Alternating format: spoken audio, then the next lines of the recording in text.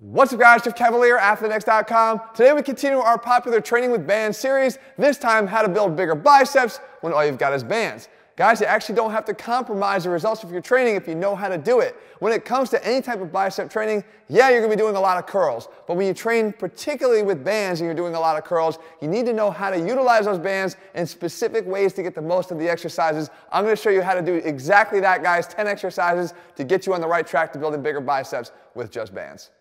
So I mentioned a whole bunch of curl variations, but I actually don't want to start there. I actually want to start right here up at the chin-up bar, because for me, one of the foundational exercises for building bigger biceps is going to be utilizing chin-ups in some way, shape, or form. And the band comes in to actually make that job of yours even easier or harder depending upon the level that you're at right now. So if you look at the movement here, you can obviously see that the supination of the forearm, the flexion of the elbow, and the flexion of the shoulder puts the bicep in a fully contracted position as a bodyweight exercise. Now for some, bodyweight might be a lot, so the band can be stepped into and used as an assistance tool to make it easier as you build up your strength in the movement. Of course, I can make it more difficult too, because I can anchor the band to something sturdy and heavy on the ground, put it around the back of my head, and then jump up to that bar and bang out some chin-ups in a much heavier, more overloaded fashion. Either way, guys, you can't get around the fact that the chin-up is one of the basic foundational moves for building bigger biceps, and the bands make your job that much easier. And that brings us now to the curling portion of our video. I told you there's a lot of curls, but remember I also told you how you do the curls matters, because we know anatomically the biceps have two heads. We have the inside short head that you see when I do this, and we have the outside long head that you see from the side, more of the peak. And depending upon the exercises that you choose, you can influence more activity in the short or long head. We start here with the no money curl. This is a short head exercise. Reason being, if you can view the inside portion of my bicep when I do it, then that is the portion of the biceps that you're actually going to be working more. And with the no money curl, I'm not just getting the resisted flexion and supination that I get on a typical curl, but I also have resisted external rotation that gives you that little extra additional benefit to your rotator cuff, which is never a bad thing. So now with that being said, how do we target exercises that get the outer head or the long head of the biceps? Well, we need to be able to see them when we perform the exercise, and one of the best ways to do that is with a more narrow grip, pulling the band up a little bit tighter. And this is where this exercise falls in. It's the close grip supination curl. Now remember I told you that how you anchor the band matters? Well, this is a particular instance where it actually matters very much, because what I want to do is make sure that I'm resisting supination and not just flexion of the elbow. So as I wrap the band the way I'm showing you here, you'll see the final wrap goes around that middle knuckle of the finger. And that actually matters, because as I pull the band up and turn my wrist, I'm actually resisting supination with every single centimeter that I move into supination. That means a better contraction on the biceps, more work being done. Now the narrow position of the hands being done really close together is going to reveal that outer portion of the biceps more to the person watching this, which in this case is you, and that means the long head is preferentially going to get more of the activity.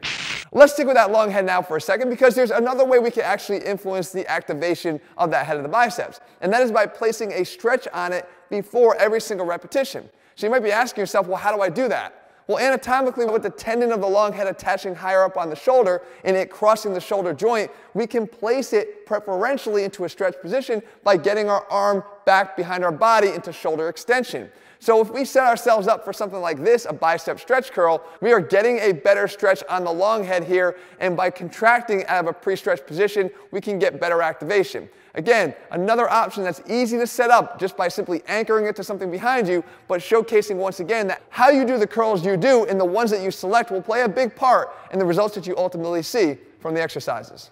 And because of course you just can't get enough of the long head, And because long head exercises are that beneficial, we need to make sure we have another option. And this is one of my favorite. It's actually the drag curl, a favorite of Vince Caranda. What you're doing is, again, trying to reinforce the fact that if you can get that arm back into extension behind your body, you're going to get a different recruitment of the biceps, more favorably hitting the fibers of the long head.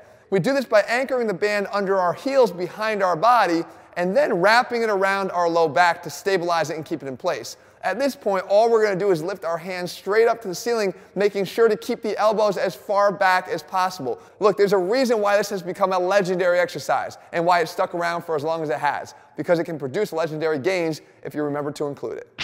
So one of the nice advantages that comes from training with bands is that they offer up a different strength curve than you would normally see on a traditional curl. As you continue to stretch this band out further and further and further, the resistance level goes up. So if we can find a way to match up that peak tension with the peak contraction in the biceps, then we really have an exercise to hold on to. And that's what we get here with the lip buster. And by getting in this position, you can see that I have flexion of the elbow, supination here of the forearm, and I've got that elevated shoulder into flexion that really creates that peak bicep contraction. And of course, if I want to make it even more difficult and add an eccentric component to this for more overload, all I have to do is perform a curl, take a giant step back, that will increase that tension even more and try to pull me back towards the bar. This is a must-have exercise when it comes to rounding out these 10 great choices for banded bicep exercises. Speaking of feeling a strong biceps contraction, there's no way I'm getting around a variation of some sort of the biceps weighted curl, because with the dumbbell, this is one of my favorite ways to get that peak contraction in the biceps. But we can still do the same thing with bands as long as we are a little bit creative and we know once again how to wrap the bands in the first place to create the line of resistance we're looking for. So you can see I step into the band this way. And by positioning it around my hands, now I'm getting all the overload right there through the distal fingers. And now all my job is to simply raise my hands palms up the entire time straight towards the ceiling.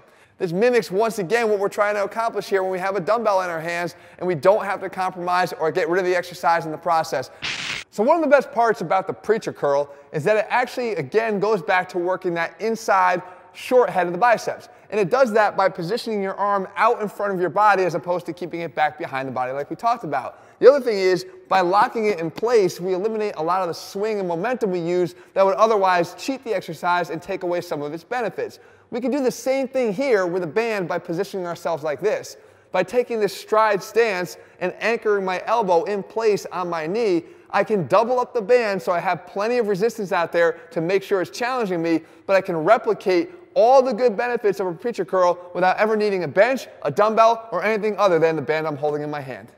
Now, no list of banded bicep exercises would be complete without also considering the brachialis. Yes, it's a different muscle, but functionally it's going to have a lot of overlap with what the biceps do, and aesthetically it's going to have an impact on how yours looks. So what we want to do is work on the muscle that lies underneath the biceps, and the best way to do this is with two exercises. Number one, we have the cross-body hammer curl.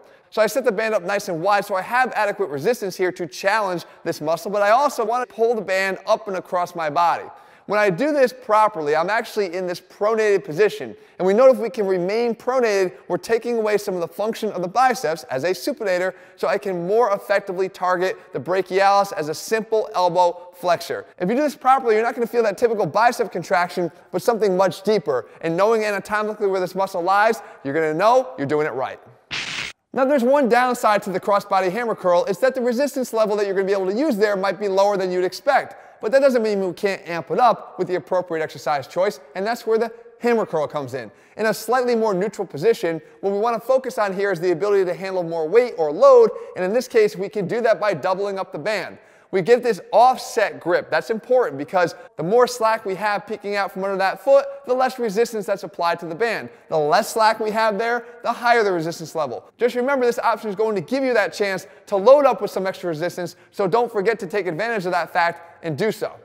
And with that, you've now got 10 exercises with bands that you can use to build bigger biceps without compromise. And talking about bands, guys, a lot of you asked me where we get ours. I actually have my own high-quality bands available over at ATHLEAN-X.com, ATHLEAN-X. If you're looking for programs, guys, we have all of our step-by-step plans available over there as well. If you haven't done so, make sure you click subscribe and turn your notifications so you never miss a new video when we put one out, including the others that I will link for you at the end of this video. And also, guys, make sure you leave a comment and thumbs up below. What else do you want to see? What do you want to see next in the series? I'll do my best to cover it for you in the days and weeks ahead. All right, guys, see you soon.